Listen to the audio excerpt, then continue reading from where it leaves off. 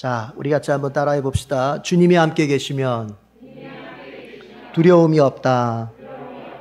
네. 앞에서도 얘기했듯이 오늘은 교회 절기상 부활절 4번째 주일이면서 또 이제 어린이 주일로 지킵니다. 그러니까 부활절 절기는 이미 그것은 교회가 2000년 동안 지켜왔던 절기요. 그리고 어린이 주일이라고 하는 것은 나중에 이제 우리 현대 교회가 필요에 의해서 총회가 이제 그것을 설정해서 이제 지키게 되는 절기예요. 그래서 어떤 경우에는 이게 같이 갈 때가 있어요. 예. 오늘이 그런 날이에요. 자, 한 아버지가 어린 아들을 위해서 주님께 드렸던 그 기도 중에 몇 부분을 좀 들려드리려고 합니다.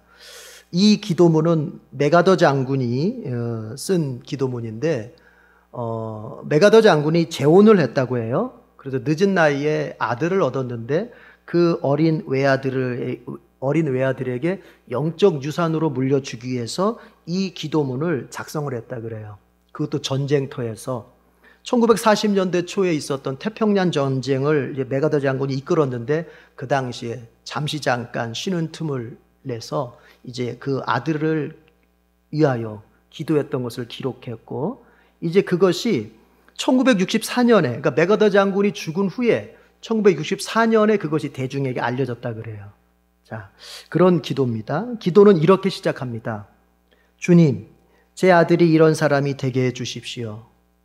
약할 때 자신의 약함을 인정할 수 있을 만큼 강하게 하시고, 두려울 때 자신을 직면할 수 있을 만큼 용감하게 하시오며, 정직한 패배에서는 당당하고 굴하지 않으며, 승리할 때는 겸손하고 온유한 사람이 되게 해 주십시오.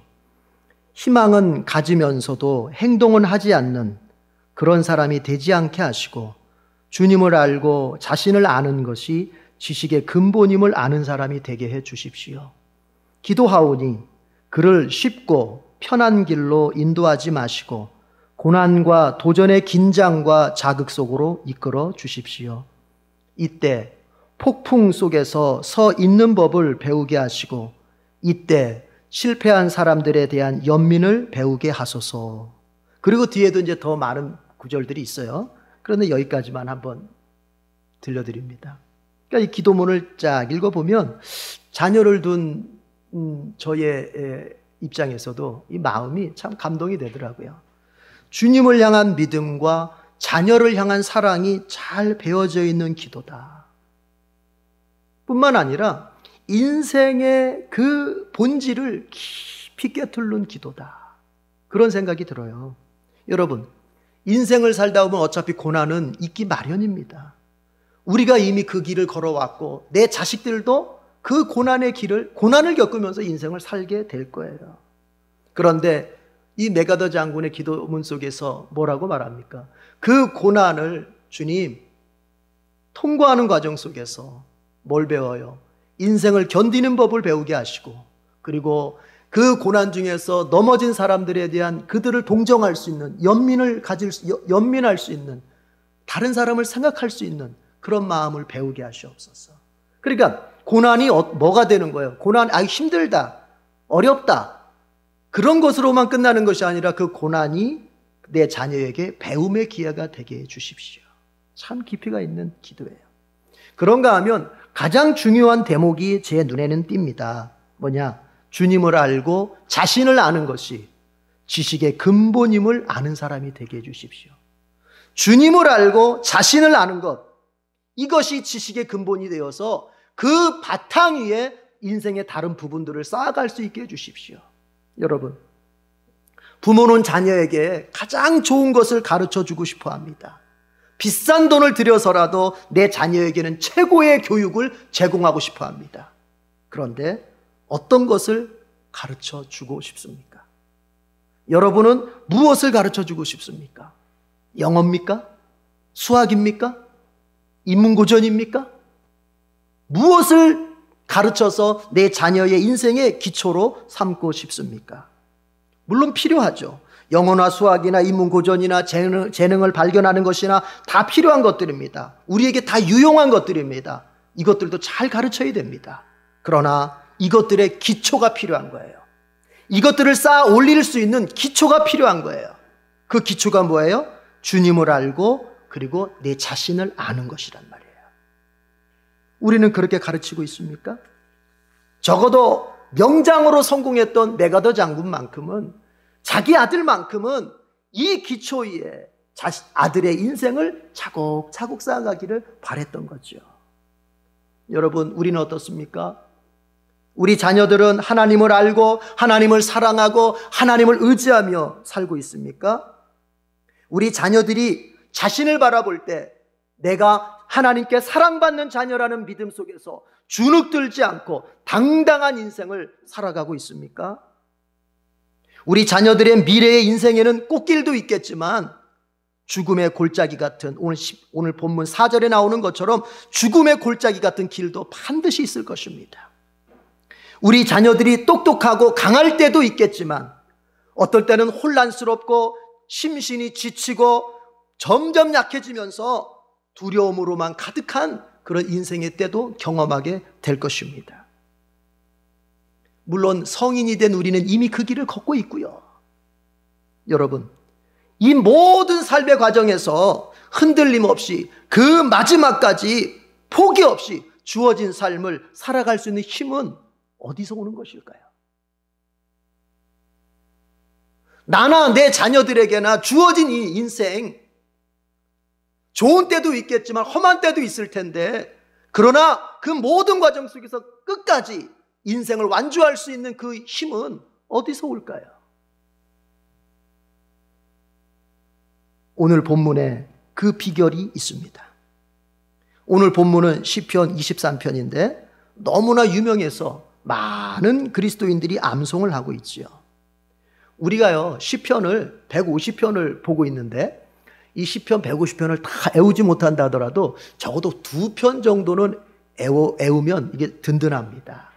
하나가 오늘 시편 23편, 그리고 또 하나가 시편 121편, 이 2편 정도. 내가 산을 향하여 눈을 들리라. 나의 도움이 어디서 올까? 나의 도움은 천지를 지으신 여호와에게서로다. 121편. 이 2편 정도는 애우고 있을 때 삶이 든든한 거예요. 여러분, 꼭 시간을 내서, 꼭 시간 투자해서 암송할 수 있기를 축복합니다. 예. 그런데 오늘 이 시편 23편은요, 다윗의 시입니다. 물론 주님의 말씀이면서도 동시에 이것은 다윗이 기록한 시입니다. 다윗이 어떤 사람이냐? 바로 그 앞에서 얘기했던, 메가더 장군이 얘기했던 하나님을 알고 나 자신을 아는, 그것을 기초로 삼은 바로 그 사람이 바로 다윗이에요. 하나님을 알고 자신을 아는 사람, 그것을 기초로 삼아서 인생을 쌓아가는 사람. 여러분, 우리가 다윗 하는데 그 다윗의 다윗됨은 어디서 나오느냐? 바로 거기서 나오는 거예요. 하나님을 알고 자신을 알고 그리고 그 위에다가 인생을 쌓아가는 그런 다윗이기 때문에 그가 인생을 성공적으로 살게 되는 거예요. 그 다윗이 기록한 시편입니다. 오늘 본문 1절에서 이렇게 말하고 있습니다. 따라합시다. 주님은 나의 목자시니, 주님은 나의 목자시니 내게 부족함이 없어라. 여러분, 지금 다윗은 주님을 누구라고 고백합니까? 목자라고 고백합니다. 자신의 목자라고 고백하고 있어요. 그러면 여기에 숨은 뜻은 뭘까요? 주님이 목자라면 상대적으로 나는 뭡니까? 그분의 어린 양이지요. 지금 뭐 하고 있어요? 관계를 설정하고 있는 거예요. 주님과 나의 관계를 설정하고 있어요. 어떻게 해요? 주님은 목자요, 나는 양입니다. 여러분, 이게 중요한 거예요. 주님과 나 사이의 관계를 제대로 설정할 줄 알아야 그 다음부터 인생이 꼬이질 않고 제대로 서갈 수 있는 거예요. 주님과의 나의 관계를 설정하고 난 후부터 뭐가 이제 생기느냐? 내 인생 속에 일어나는 사건들을 내가 어떻게 이해하고 해석할 것이냐가 그때부터 생기는 거예요. 주님과 나의 관계를 제대로 설정한 사람은 자기에게 일어난 사건, 자기에게 일어난 여러 가지 일들을 제대로 해석할 수 있습니다. 그러나 주님과 나의 관계를 제대로 설정하지 못한 사람은 자신 주변에 일어나는 인생의 모든 사건들에 대해서 왜곡되고 부정적으로밖에 해석할 수 없어요. 다윗은 주님과 자신의 관계를 어떻게 설정합니까? 주님은 목자요, 나는 양입니다. 무슨 얘기입니까? 이건 어떤 초점이 있는 관계입니까? 여러분, 나는 평생을 주님을 의지해야만 살 수 있는 사람입니다. 나는 평생을 주님으로부터 도움을 받아야 살 수 있는 사람입니다. 지금까지 그렇게 살아왔고 앞으로도 그렇게 살게 될 것입니다. 주님 없이는 나는 살 수 없습니다.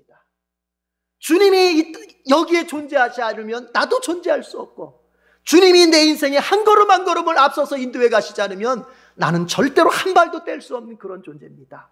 관계 설정을 이렇게 하는 거예요. 여러분은 주님과 여러분의 관계 설정을 어떻게 하고 있습니까? 주님과 나와의 관계 설정을 제대로 못하는 사람들이 있어요. 주님은 폭군이고 나는 그분 앞에 그저 어쩔 수 없어서 벌 받을까 봐, 있는 거 뺏길까 봐 그저 벌벌 떨면서 쫓아가는 그런 노예 같은 사람으로 관계 설정하는 사람들이 있어요. 주님은 내 것을 달라고 하시는 분, 나는 주님 앞에 그저 뺏기듯이 바치는 분, 이런 식으로 관계가 설정되면 여러분, 그 다음부터 자신에게 일어나는 모든 사건들에 대해서 어떻게 해석이 되겠습니까? 피해의식적 해석밖에 안 되는 거예요. 그러나 주님과 나와의 관계를 예수님이 우리에게 가르쳐 주셨던 것처럼, 예수님께서 주기도문에서 뭐라고 말씀하십니까? 하나님을 아빠라 불러라.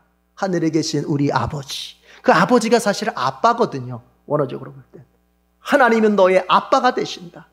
그렇습니다. 하나님을 나의 아빠, 나를 너무나 사랑해서 나에게 생명을 주고 나에게 육체를 주고 나의 모든 삶의 모든 것에 대해서 함께하면서 보호해줬던 그 하나님을 아빠로 설정하고 나를 그분의 자녀로 설정하면, 여러분, 이제부터 나에게 일어나는 모든 일들을 어떻게 해석할 수 있습니까? 은혜로 해석할 수 있고 긍정적으로 해석할 수 있어요. 어떤 부모도 자녀에게 나쁜 것을 주시지 않습니다. 나쁜 걸 주지 않습니다. 어떤 부모도 자녀에게 망하라고 그 길을 인도해 가지 않습니다. 어떤 부모도 자기 자녀에게 먹으면 죽을 거, 선택하면 망할 것을 주지 않습니다. 그렇잖아요.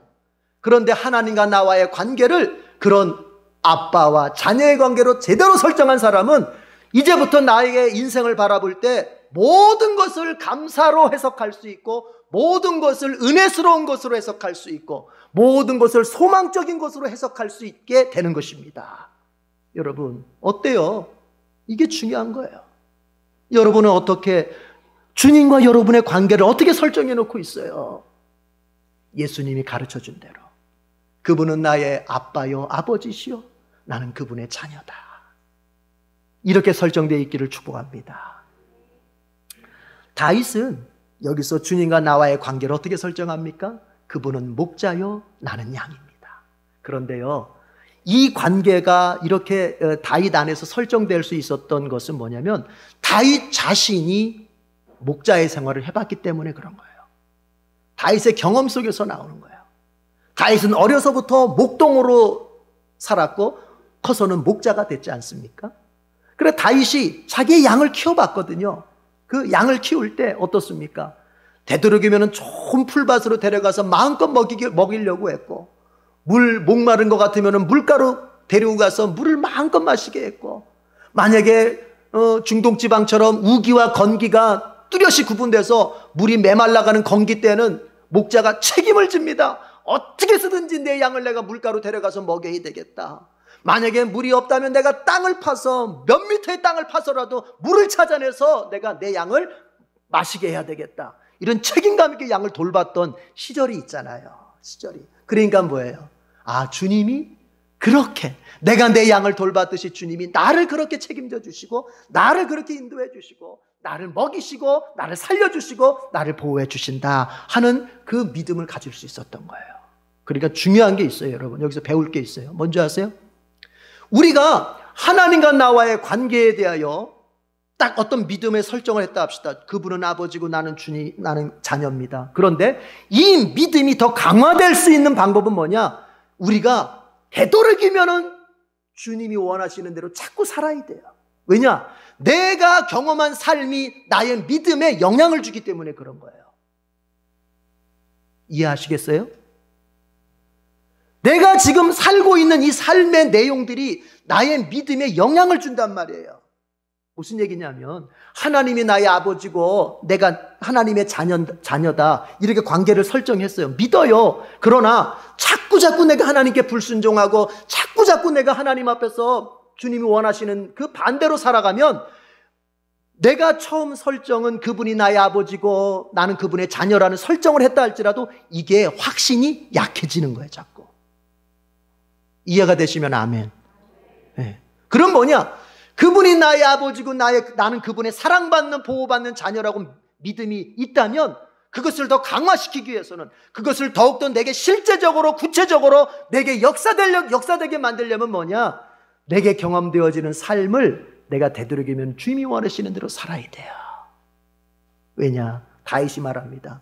주님을 생각할 때 그분은 나의 목자고 내 자신을 생각할 때 나는 그분의 양인데 이것이 어디로부터 얻어졌다고요? 자신의 삶의 경험으로부터 얻어지는 거예요. 여러분, 우리가 사는 그 모습이 우리의 마음속에 확신에 영향을 줍니다. 자꾸 죄 지으면 주님이 나를 사랑하시고 나를 용서하시고 나와 함께 계신다는 이 확신이 자꾸 약화되는 거예요. 그러나 자꾸 주님께 순종하고 내가 거룩하게 살려고 애쓰고 내가 주님 원하시는 길로 가려고 했으면 내 마음속에 믿음의 확신이 날로 커가게 되어 있습니다. 따라합시다. 산만큼 확신이 더해진다. 이걸 알으셔야 돼요. 성령이 아무리 역사해도, 성령이 아무리 믿음을 주시고 성령이 아무리 그 믿음의 강한 확신을 주려고 해도 내 사는 것이 자꾸 불순종이고 죄악으로 달려가면 아무리 성령은 주시려고 하셔도 내 마음속에 확신이 생길 수 없어요. 그래서 구원의 확신이 자꾸 왔다 갔다 하는 거예요. 그러나 반복해서 얘기 드리지만 자꾸 주님께 순종하려고 하고 자꾸 거룩하게 살려고 하면 성령이 주시는 확신이 내 마음에 잘 이렇게 자리 잡고 그것이 착상이 되어서 확신이 날로 더해지게 되는 거예요. 그러니까 여러분 혹시 내가 구원 받았는지 구원 못 받았는지 자꾸 나는 확신이 없어요 이런 사람 있습니까? 그 확신을 감정에서 찾으려고 들면 안 돼요. 감정에서 이걸 뭔가 해결하려고 들면 안 돼요. 절대로 해결되지 않아요. 뭐예요? 주님이 원하시는 대로 자꾸 사세요. 그러면 확신의 감정이 나중에 따라오는 거예요. 아시겠습니까? 왜요? 삶의 경험이 나의 믿음의 확신에 어떻게 하기 때문에? 영향을 주기 때문에 그런 거예요. 다윗은 자신의 경험 속에서 하나님과 나를 생각해 보니 아, 주님은 나의 목자시고 나는 양이구나 이런 생각을 했던 거예요. 여러분, 이제 우리 주님과의 나의 관계 설정에 대해서 다시 한번 되짚어 봅시다. 여러분의 신앙에 힘이 없고 여러분의 삶에 소망이 없는 것은 주님을 나와의 관계 속에서 제대로 설정을 못했기 때문에 그럴 수도 있어요. 예수님이 우리에게 가르쳐 주십니다. 너희가 악할지라도 자기 자식에게는 좋은 것을 줄 줄 알거든 하물며 하늘에 계신 너희 아버지께서 왜 너희에게 좋은 것을 주시지 않겠느냐. 그러면서 말씀하시는 거예요. 하나님을 너의 아버지로 제대로 설정을 해라. 여러분, 하나님이 여러분의 아버지가 맞습니까? 하나님이 여러분의 아버지가 맞습니까? 그러면 더 이상 두려워하지 마십시오. 그리고 그 아버지 되시는 하나님께 여러분이 함께 하려고 노력하십시오. 링컨이 전쟁을 하면서 그런 경험을 했습니다. 이제 북군이 남군한테 자꾸 밀리는 거예요. 링컨은 북군 아닙니까? 노예를 해방시키겠다고. 그러나 남군은 노예 해방을 반대했지 않습니까? 그것으로 일어난 전쟁이 남북전쟁, 미국의 남북전쟁인데 이제 남군이 그 리라고 하는 장군에 의해서 너무 전쟁에서 잘해가지고 맨날 승리하는 거예요. 그래서 북군이 자꾸 밀려요. 그랬을 때 이제 북군의 지도자들이 모여서 회의를 하는데 이런 얘기를 합니다. 한 사람이 대통령 각하, 하나님께서 우리 편이 되시도록 우리가 기도를 해야 되겠습니다. 그때 링컨이 뭐라고 말합니까? 명언을 남깁니다. 하나님은 이미 우리 편이셔. 그런데 중요한 게 있어. 우리가 하나님 편이 돼야지. 하나님은 이미 내 편이셔. 그런데 내가 하나님 편인지를 살펴보자는 거예요. 굉장히 중요한 말이죠. 여러분, 오늘 다윗이 4절에서 뭐라고 말합니까? 죽음의 골짜기를 다닐지라도 내가 두려움이 없다는 것입니다. 그 비결이 뭡니까? 주님께서 나와 함께 계시고 주님이 나를 보살펴 주시기 때문이라는 거예요. 믿으십니까?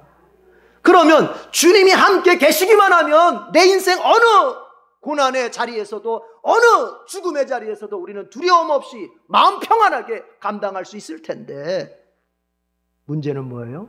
주님이 나와 함께 계시는지 안 계시는지 이걸 우리가 확신을 못하는 거예요. 그러나 이제 이렇게 생각해 봅니다. 링컨의 말대로 주님은 이미 나의 편이 되시고 나와 함께 계십니다. 남은 건 뭡니까? 그 함께 계시는 주님과 내가 함께하기 위해서 어느 만큼 애쓰느냐를 살펴봐야 돼요. 내 편이 되셔서 막대기를 들고 지팡이를 들어서 나의 원수들과 싸워주시는 그 주님은 이미 내 편이신데, 나는 그 주님과 한 편이 되기 위해서 어떤 노력을 하고 있는지 그것을 살펴봐야 된다는 것이죠. 여러분 정말 믿으십니까? 주님이 함께 계시면 여러분의 인생 두려움 없이 감당할 수 있음을 믿으십니까? 그러면 이제 함께 계시는 그 주님, 나도 함께하기 위해서 애쓰고, 내 편이 되신 주님, 나도 그분 편이 되려고 애써 봅시다. 그러면 다윗이 고백한 내게는 두려움이 없습니다 하는 이 말의 의미가 진짜 우리의 머리 추상적으로가 아니라 내 삶에서 정말 이거구나, 죽음의 골짜기 가운데서도 두려움이 없다는 것은 바로 이런 거구나 라고 하는 것을 체험하게 될 것입니다. 여러분이 지금 어떤 죽음의 자리를 만났습니까? 코로나19를 비롯해서 여러분의 갖가지 삶의 자리, 우리 여기 자녀들도 있을 텐데, 우리 자녀들이 그저 부모님 앞에 표현을 잘 안 해서 그렇지, 우리 자녀들도 자녀들 나름대로의 다 어렵고 힘든 어떤 상황들이 있을 거예요. 그러나 우리 자녀들도 잘 들어보십시오. 그 어렵고 힘든 상황도 오늘 다윗처럼 주님이 함께 계시면 내가 두려움이 없다, 주님이 함께 계시면 내가 넉넉히 감당한다. 우리 자녀들도 그렇게 살 수 있습니다. 우리 자녀들도 그러면 뭘 해야 돼요? 주님과 함께하기 위해서 내가 애써야 되고, 이미 나와 함께 가시는 주님을 내가 찾으려고 애써야 되고, 이미 내 편이 되셔서 싸워주시는 그 주님을 내가 찾으려고 애써야 되고, 우리 자녀들도 이렇게 산다면 반드시 여러분의 인생도 죽음과 같은 어두움의 자리에서도 여러분이 빛처럼 두려움 없이 살게 될 줄로 믿습니다. 여러분, 아직 우리가 달려갈 인생길은 길게 남아 있습니다. 그 길 가운데서는 꽃길도 있겠지만 정말 험한 길도 있을 것입니다. 그때에 우리가 그 길을 감당할 수 있는 것은 다른 데 있지 않습니다. 주님을 아버지로 분명히 알고 그 아버지와 함께하기 위해서 매일매일의 삶을 노력하는 것입니다. 그렇게 살아서 여러분의 가정 속에는 두려움은 다 물러가고 항상 소망만이 가득한 그런 축복된 가정이 되기를 축복합니다. 기도하겠습니다. 하나님 아버지, 정말 우리에게 주신 이 은혜의 말씀을 붙잡기를 원합니다. 하나님과 나를 지금 어떤 관계로 설정하고 있습니까? 다윗은 하나님을 목자로 자신을 양으로 관계를 설정해 놓고 그 안에서 자신에게 일어난 모든 일들에 대하여 해석을 하고 있습니다. 주님, 예수님께서 우리에게 하나님은 우리 아버지가 되신다고, 아빠가 되신다고 말씀해 주셨습니다. 어떤 아빠도 자기 자녀에게 나쁜 것을 주지 않고 오로지 좋은 거, 오로지 먹어서 영양가 있는 거, 오로지 배웠을 때 잘 될 수 있는 것들만 주는 그런 관계입니다. 하나님도 우리에게 그렇게 하실 줄로 믿습니다. 이런 믿음으로 우리가 삶의 한 걸음 한 걸음을 갈 수 있게 해 주시옵소서. 또한 주님은 분명히 우리보다 앞서 가시면서 인생의 좋은 길로 인도해 가십니다. 그 주님을 내가 밝히 바라볼 수 있는 것은 내가 주님과 함께하게 하여 노력하고 주님 편이 되게 하여 노력할 때 밝히 보이는 줄로 믿습니다. 아버지, 우리에게 지금보다 좀 더 노력하는 신앙이 되게 하셔서 주님이 내게 주신 구원을 더욱더 확신하게 하시고, 그리고 주님이 나와 함께 계심을 더욱더 확신할 수 있는 그런 자리에 오를 수 있도록 도와주옵소서.